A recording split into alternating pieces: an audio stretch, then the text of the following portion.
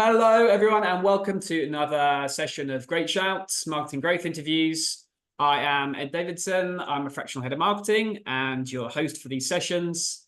This series of Great Shouts, we are talking about how marketing and growth evolves from a startup organization through to a scale-up organization. Try and keep them as nice warts and all interviews with marketing leaders, business owners who've been through this process and got something really useful to give to founders that are going through that process or CEOs that are going to the next stage. And today we've got the pleasure of Oren. So Oren cut his teeth at companies like Wonga and Touch Local. He set up a successful agency working with a number of different companies. And he also acts across a number of different organizations as a fractional advisor as well. So Oren, great to have you on here. Pleasure. Thank you for having me. Good stuff. So look, I normally kick things off with a kind of question around a kind of baseline of where do you see or define what's a startup versus what's a scale up? Aha. Startup versus scale up. I think it's completely arbitrary, the definitions. I think there is no, I talk to people who are like doing 100 mil revenue and they're still thinking about themselves as a startup. Okay, so it's not revenue. Okay, I talk to people who are like an 8-person team doing tens of millions and they think of this as a startup. You talk to a person with 5,000 employees and they think about this as a startup. So it's not about employee count either. Okay, if it's not revenue, it's not employee count. What I think people really mean is it's a culture or mindset that they're trying to preserve. It's more like an anti-definition of we don't want to be corporate, we don't want to be slow. And it's more about how our DNA is more than an actual objective, meaningful measurement. But really, technically, if we talk about it legally or kind of economically in terms of HMRC, a startup is a new business, really. It's about time in market. So in theory, a scale up would be a business that's longer in the market, but is growing. But I think really when you're talking about tech, because I work mostly with tech businesses, a scale up is about growth. It's about, 2x growth and then 3x growth, the 2D, 3D, etc. About 2 years, 2x, and then, 3x, 3x, and 2x, 2x. I think it's about growth rate. I think Y Combinator had 11% week on week incremental increase would be the definition of a scale up. So as we can see, lots of definitions, lots of ways to think about it. I don't think anyone really knows how to define it. There is no consensus or standardized way. No worries. Makes sense. In terms of like kind of pressing you there on like the KPIs, do you think if you're working with a super early stage startup and how you measure certain KPIs changes and should change over that kind of moving to scale up? And are there also, on the flip side of that, metrics that remain the same? So often people talk about North Star metrics that are always there and important depending on you're a startup or a scale up. Yeah. So yes, I think the things that remain the same, let's hope that they're still tracking revenue. Because if they stop tracking that, that'd be quite an interesting, I'd love to see the startup that stopped tracking that. That'd be cool. I don't think cool in a good way though. So yeah, obviously we know there's financial metrics. There's probably like marketing metrics that are quite common. I think marketing metrics start to mature, like for example, measuring share of voice and brand related metrics becomes more important as you actually become a brand.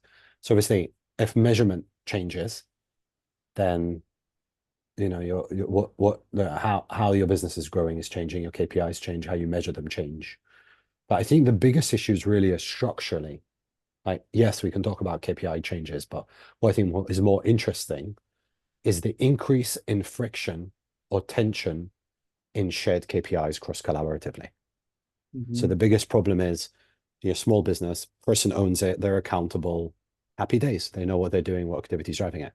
As the business matures into scale up, you need now product, you need engineering, you have all these different departments. And what's interesting is as the business matures, the significance of accountability increases. And there's increasing friction in that people want to own metrics that their personal remuneration and bonus is tied to. And they want metrics that are non-reliant on other cross-functional parts of the business. But what's most interesting is if you look at the KPIs that matter the most to driving business growth, they're always cross-functional. And that tension between ownership and accountability and measurement and the complexity of measurement with what really drives impact and that growing that accentuates as the business grows bigger and bigger, because the more cross-functional teams, the harder it is to get buy-in, the harder it is to create alignment, the harder it is to define attribution and accountability.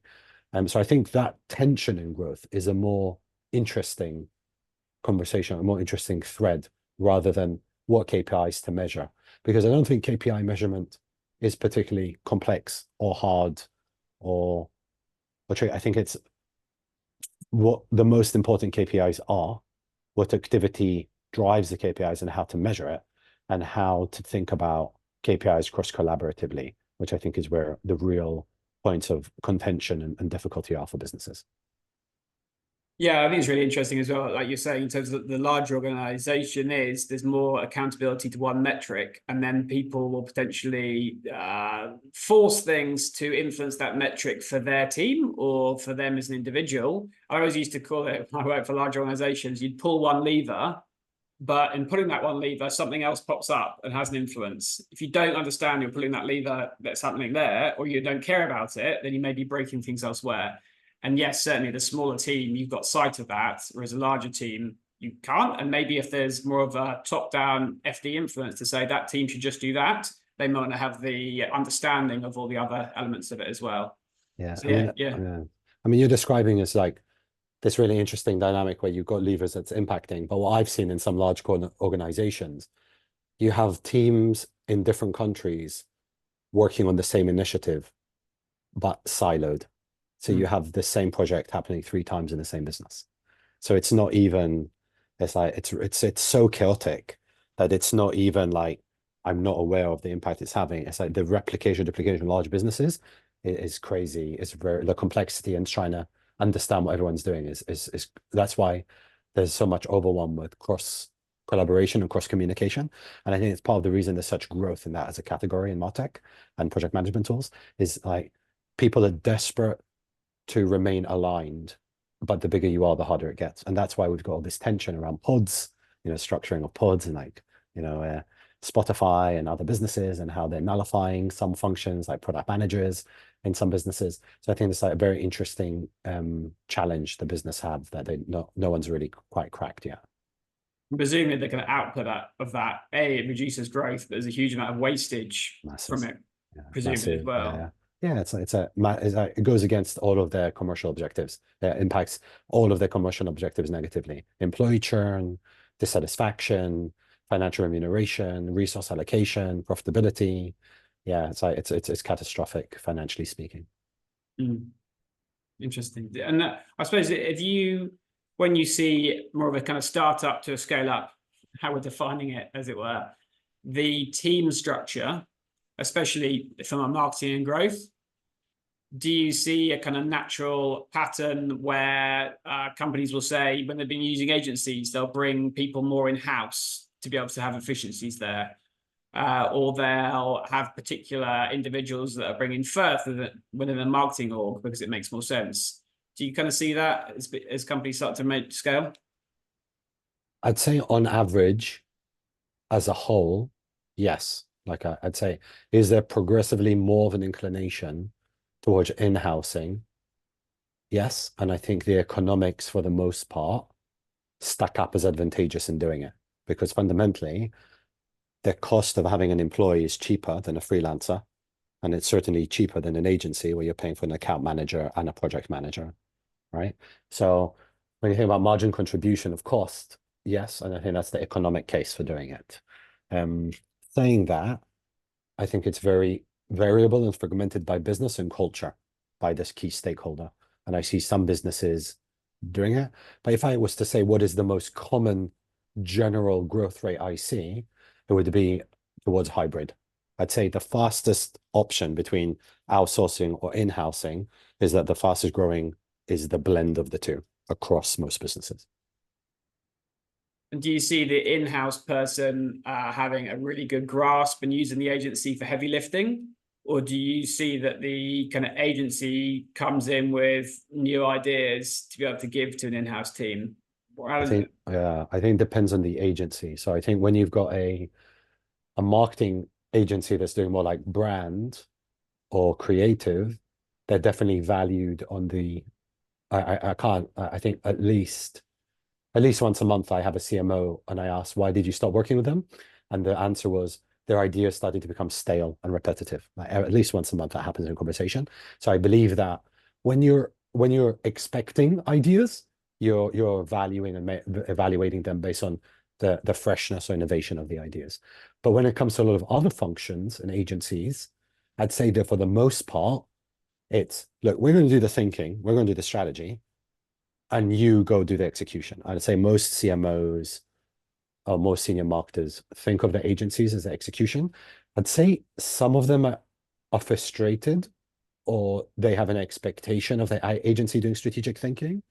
And if I'm honest, and keep in mind I own an agency, I'd say 4 or 5 times the client is unhappy with the quality or depth of strategic thinking that they're getting from their agency.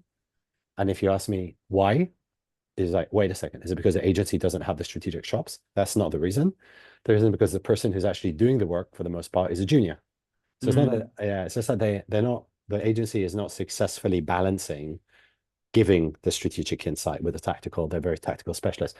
But I'd say a lot of senior marketers would bring the strategy in with either consultants or consultancies.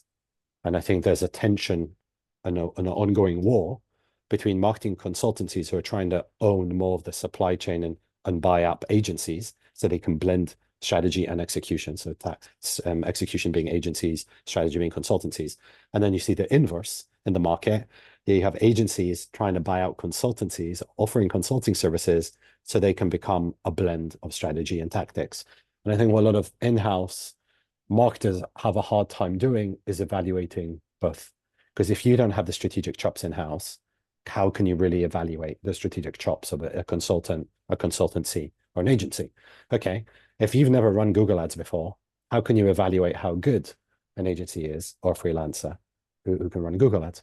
And I think a lot of in-house marketers, from what I've audited and managed, that's where there's a lot of, the problem is really just a lack of knowing how to evaluate it. So they rely on a lot of hints, heuristics, reviews, or reputation, or word of mouth, recommendation, or employee count or size. And I think a lot of people, they kind of cover their ass in that way. It's kind of like buying IBM argument. It's like, I don't know how good they are, but from all the research I've done, it looks like they're the best bunch of that shortlist. So I'm going to take a risk on them. And they go through a due diligence process of varying depth. Some do it very light touch, some go very rigorous and they're very meticulous. Just because someone's very meticulous with their due diligence doesn't actually mean it de-risks their option. But obviously it's better to do more rigorous due diligence than just like, throw a dice and hope for the best. Yeah, just briefly going back to that kind of team position, especially kind of in-house leads as well. Again, from this kind of lens of a startup to more of a scale up. At the early stages, do you see the in-house people being more kind of focused on execution, not necessarily having those strategic chops, and then it gets to a certain stage or size, and then you need to bring in somebody more strategic? Or is it every single time? I'd say it's that. Yeah. Okay. It's very, very rare.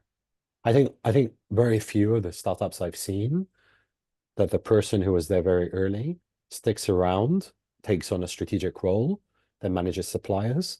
I think that's really wonderful when that happens. But I think it's actually rare. And I think it's because that person doesn't actually have the experience. And even though they have the ambition, I mean, I was that person. I was that person 12 years ago. I remember talking to the CEO saying, I want to become the CMO. And then the CMO came in and that person had scaled the business to 20 mil ARR, which I had never done. And I was very frustrated at the time because I was like, why the hell? I'm smart, I'm working hard, I'm getting amazing results. Why would you not promote me?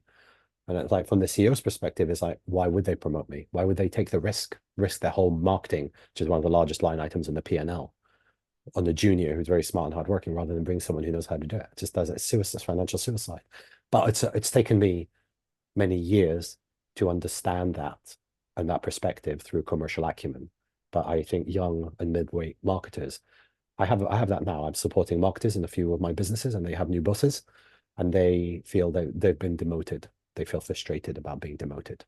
And I explain to them why. And it's not that they're being demoted, it's more that the business is looking to safeguard and de-risk. It's not about them, it's about the business, but they don't see it that way, obviously. And it makes complete sense to be able to do that. I suppose there's also wanting to keep those hardworking midweight marketers, right? That might have some talent. Is there any kind of tips and suggestions that you'd have to say, how do you retain those people?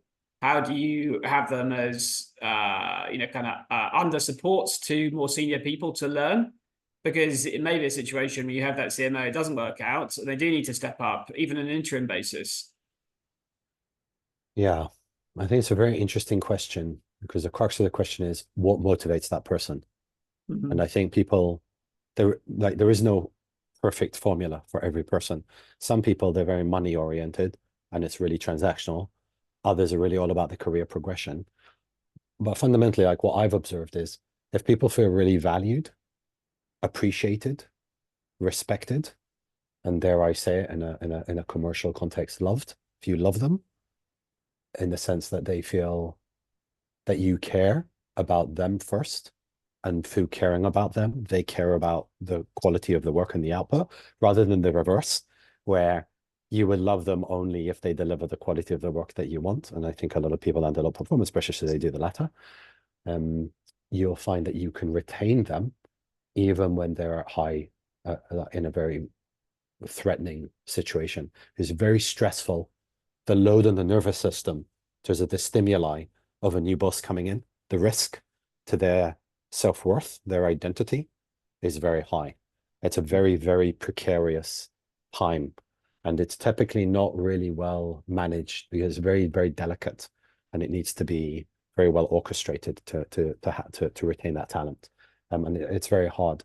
I think it really depends on how that new person's coming in, because a lot of them come in all guns blazing, like, this is shit, this isn't good, I have to redo my whole team. And I've been that guy, I've done that mistake, rather than like taking a month or two to really evaluate, really take my time to think about it. I've been very quick. To be honest, sometimes I was really right in my assessment. I made a quick call and I was spot on. I'd like to hope that more times than not, I'm right, because that's why people are bringing me in with the levels of experience I have. But sometimes I've definitely maybe rocked the boat in the wrong way, or lost an opportunity to retain someone good, because I was rushed. I allowed other people to rush me to try and get a result, and that was my mistake. So for my learning, I would say pace better, and think more strategically, evaluate before you jump the gun too quickly, especially if you're ambitious or hungry, or you're not very experienced with taking on new roles, more senior roles. You got a team to take on that you're inheriting. Yeah. You also mentioned kind of growth mindset at the beginning, and the position where a company's scaling up. Growth mindset is important to continue that growth and continue that trajectory, but nobody wants to drop the ball and have kind of damage, or to have that impact. So how do you ring fence the idea that you can test things and they don't work out, together with saying, well, we still need to have all the successes? Yeah. I don't actually ring fence it. So I make it very clear. I'm a big believer in big levers and big risks. And I do that upfront before I come in. I'm like, this is how I believe businesses grow. This is what I've seen from, many VC-backed businesses I've worked in. I'm not a believer in incremental improvements. And I think there are a lot of people out there who are very good at that. And they're wonderful operators, and you should source them if that's what you're looking for. That's not me. I'm not good at that. I'm good at finding innovative solutions to problems. I'm good at disrupting the status quo more than stabilizing. That's just my double-edged sword. It's supposed to there's pluses and cons to that. But generally, I'm looking for big wins, quick wins, big wins, but material wins. And, like recently I went into business, everything changed, positioning, changed messaging, changed UX and funnel. I've reverse engineered, like I've just broken down the whole marketing engine and I've rebuilt it from scratch to try and drive a result. And they loved it because they're like, you've delivering meaningful data-led evidence-based insight as to why we weren't getting a result, because they kept trying to do the same thing and it wasn't working. So obviously we have to do something radically different. So I'm very much a believer in like taking radical big risks to drive serious growth. But that's usually what I'm brought in. I'm not brought in to like have a 10% improvement in revenue. I'm brought in to bring a 10x or 100x result. So you can't achieve that through small incremental steps. So I'm definitely more ballsy and higher risk. But that's probably because I work with tech businesses and I work with VC backed businesses. I work with very ambitious businesses, and there's a culture, and I fit into that culture. I've been bred into that culture over 20 years of experience. I'm not saying it's the right way to be. I'm saying it's just the way I've been conditioned to be.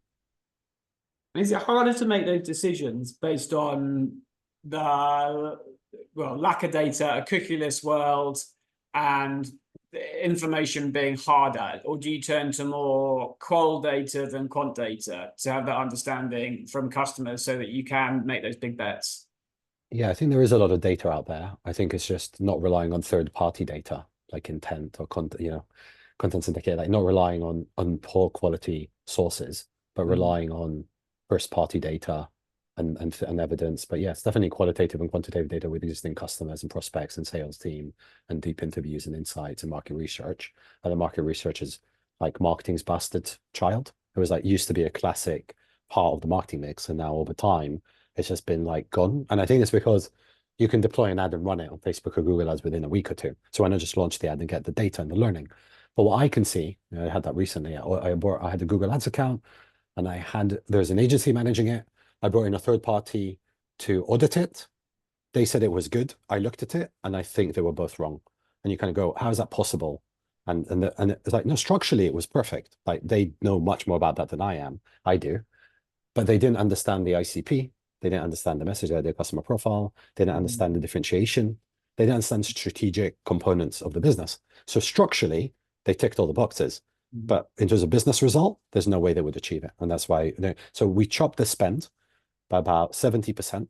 And guess how much, you go, wow, you dropped the spend 70%. Surely conversions will drop by 70%. No, conversions didn't change. So I managed to reduce the cost, paid for myself for the next 8 months with just in 1 week.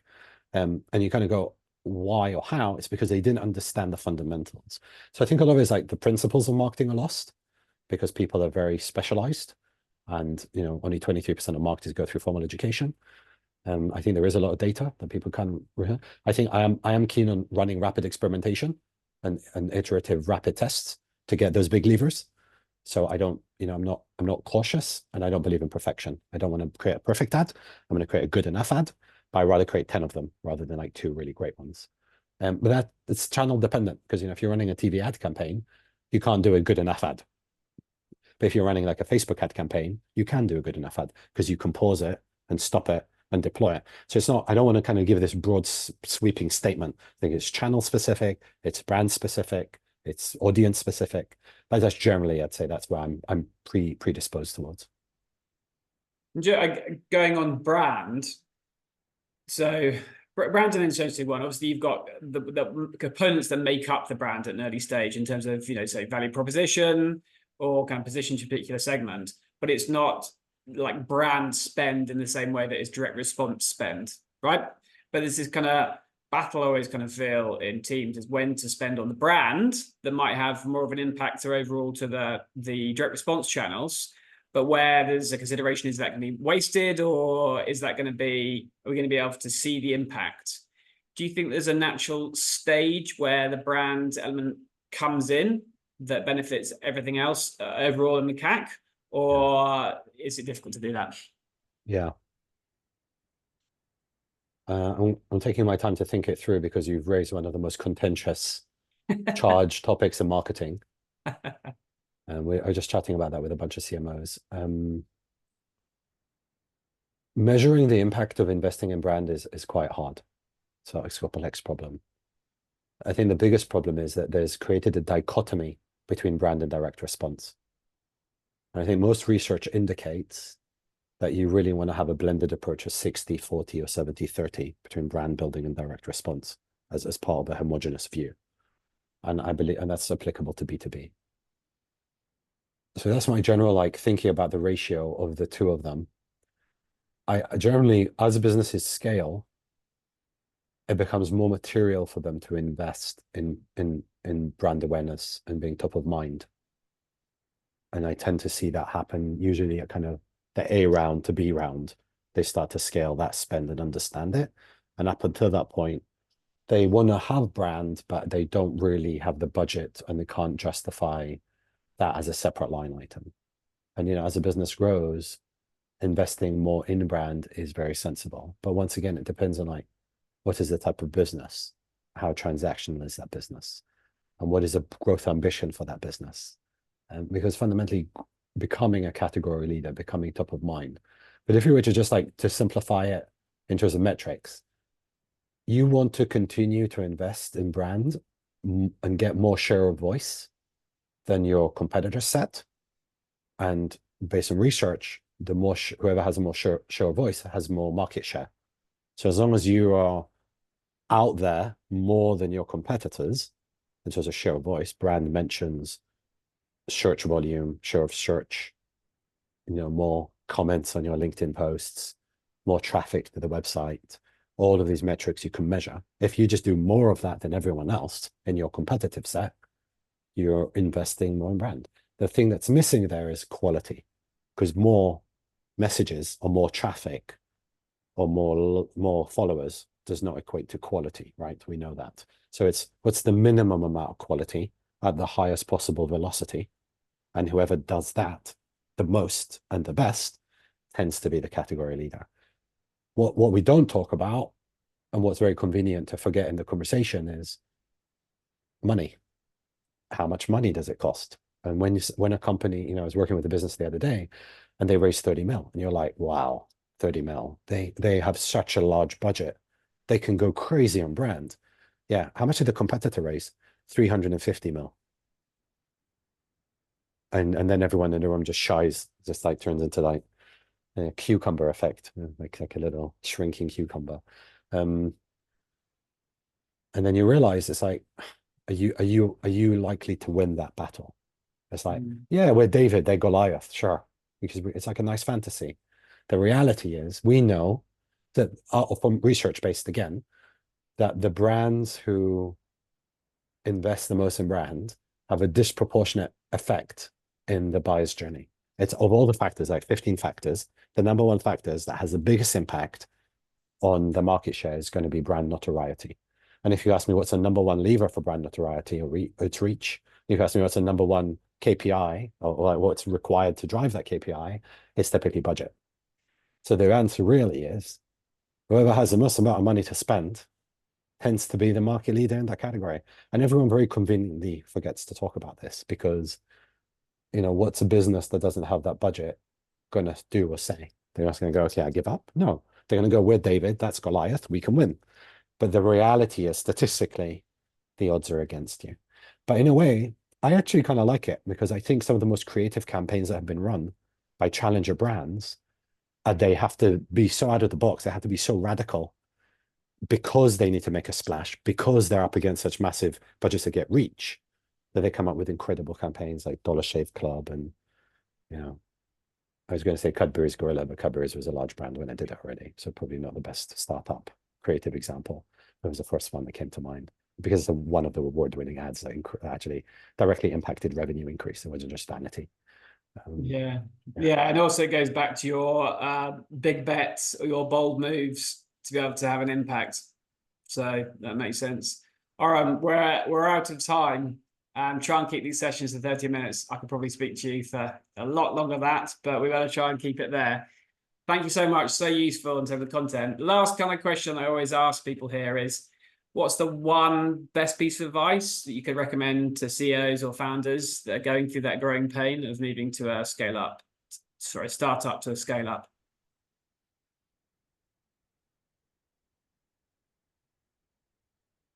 I wish I had something really clever to say. I don't. I think the first thing that comes to mind is your marketing is only as good as the quality of your team. So obviously make sure to bring in A players. But to be honest, I think everyone would say that. So I'm trying to think of something a bit more creative or interesting to say. But I think a practical lesson that comes up with a lot of clients, which is maybe a bit of an unusual piece of advice. Just because Salesforce is a #1 CRM category, or just because everyone's buying Gong, you don't have to buy and invest in the most expensive piece of kit to be the best business in your category. So don't overinvest in your expectation or projection of the growth you're going to have, because it's better for you to just validate. So practically, always try and opt for usage-based pricing software or solution to mitigate risk, to validate your growth stages, even if you're scaling up, even if you raised a lot of money. Because it's actually very easy to burn money on marketing and not get a result. And it's very easy to hire marketers who don't know what they're doing. Not because they're not smart, not because they're not working hard. It's just because they're doing the wrong things in the wrong order. Makes sense. Fascinating. Thank you so much, Oren. Appreciate it. Speak to you soon, and thanks a lot, everyone.